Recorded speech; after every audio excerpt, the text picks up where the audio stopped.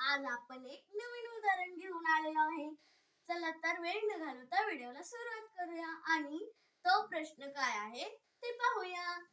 एक मनुष्य आपल्या उत्पन्नाच्या 75% खर्च करतो.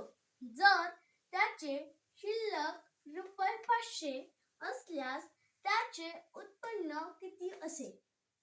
चल तर हे गणित कसे सोडवावे ते पाहूया.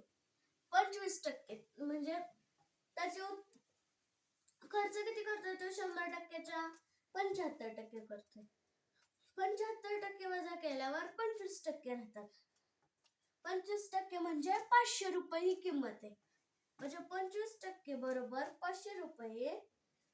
तर 100% बरोबर किती रुपये असतील? आता 25 तर 500, 25 चौक 100, 500 चौक 2000. मग त्याचे उत्पन्न एकूण असणार 2000.